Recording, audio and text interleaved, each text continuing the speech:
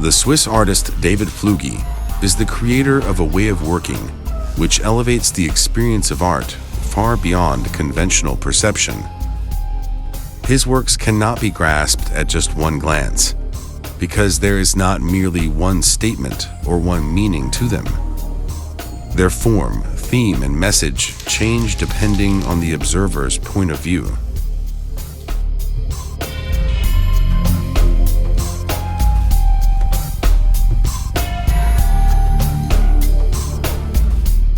David calls his style of art fusionism. Fusionism is an eclectic combination of a multitude of techniques: relief painting, sculpting, performance, and many more. By these means, he produces works that invite the viewer on a new journey of discovery with each viewing.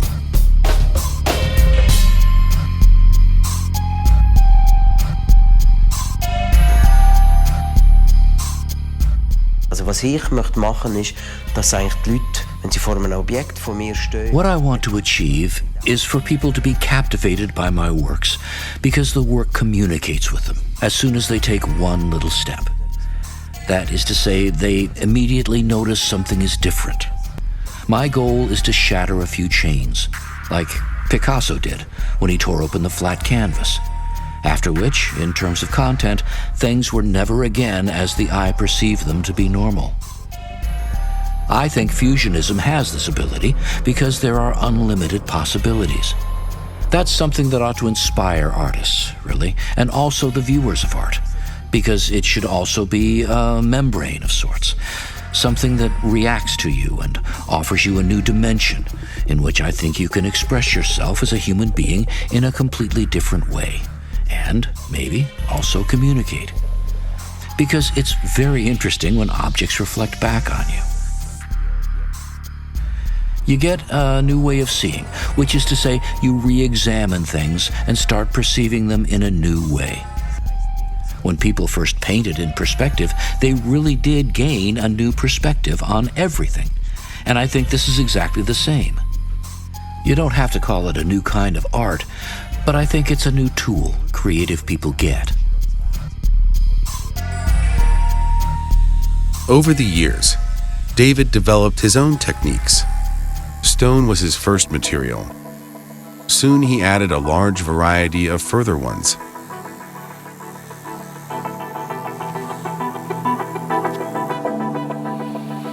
Today, the artist sculpts huge styrofoam blocks by chainsaw, creates form and shape using flames, and refines his works with resins and paints.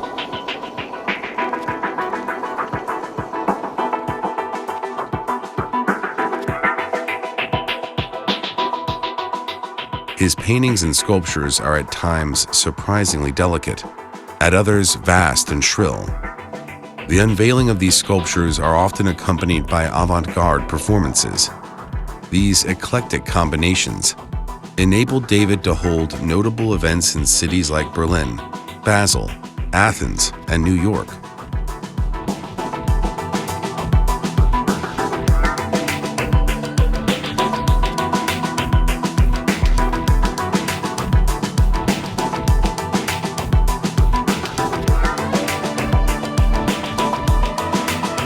He challenges his viewers and creates a complexity which academia often struggles to define. This is how renowned Professor Manfred Fassler describes the artist's secret.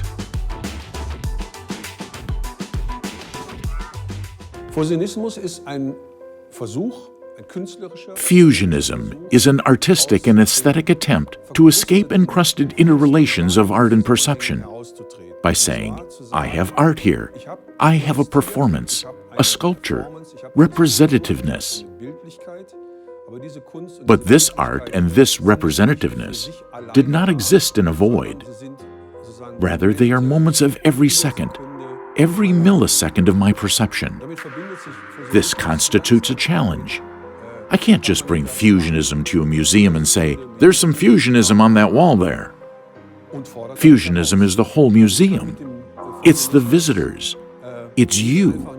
It's the artifact. It's the perceptive situation.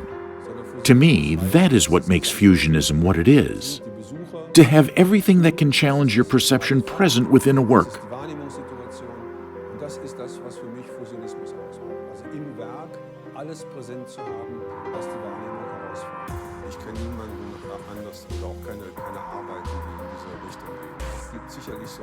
I don't know of any other artists or works which aim to do this. There are picture puzzles, crossovers, and so on. But those are just variations on style or physical trickery. Das, was mit Davids Fusionismus verbunden ist ein Themenmix zu produzieren, also eine Vielfalt von Darstellungsmöglichkeiten innerhalb eines Werkes. David's fusionism produces a mix of themes, a multitude of representative or narrative possibilities within one work. It says, I'm offering you a possible way of perceiving, of understanding. This possibility is contained within one moment of the work. But from the thousands of other moments that are also being offered, you realize that you yourself must develop this possibility. You yourself must perceive and conceive it. It is unfinished. In conversation with David, I once called this the self-ironization of fusionism, which is to say, the initial promise of a fusion is that things are being brought together.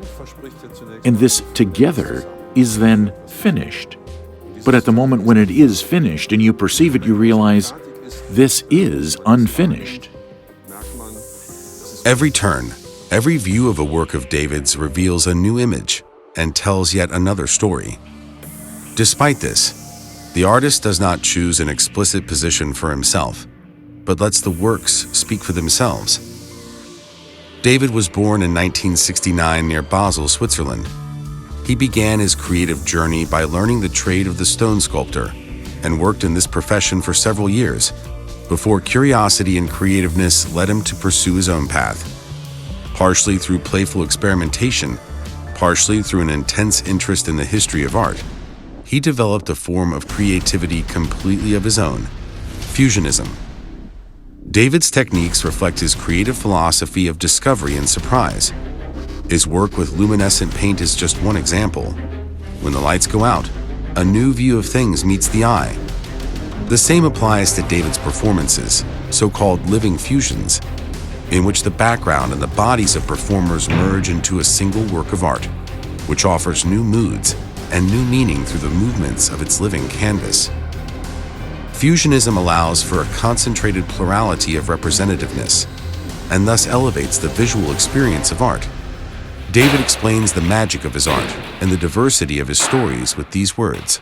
Ich möchte mit meiner Kunst daran gehen, I want to develop my art so that its viewers encounter it in a truly meaningful way. That means, in that moment, when someone views a work, I need to have done my job well. There needs to be a bridge between the work and the viewer. And just by the viewer's tiniest movement, I want something intense to happen. Meaning the work has to respond. As soon as you move, it has to take on a certain function by changing rapidly. And our eyes become curious about what more there might be to discover.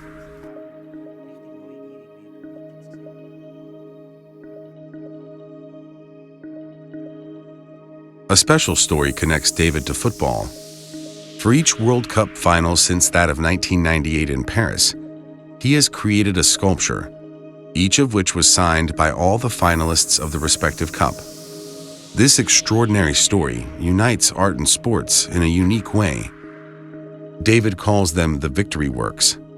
With them, he has created a series of large-scale sculptures that fascinate lovers of sports and art alike.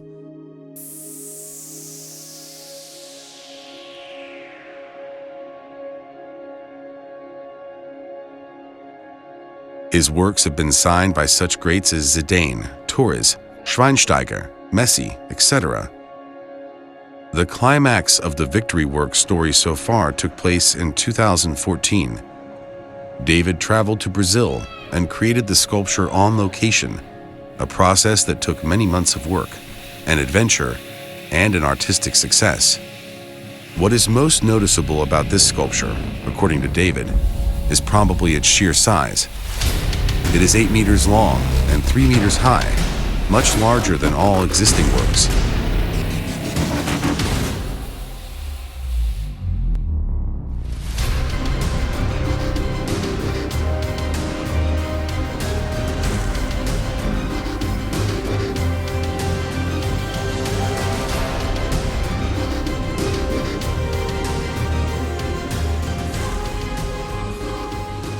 Viewed from different perspectives, it takes on completely different shapes. At one point, it looks like a football, then like Rio's famous statue of Christ, then suddenly like a baby lying on the ground. Between these views, different images are painted across the whole surface of the sculpture.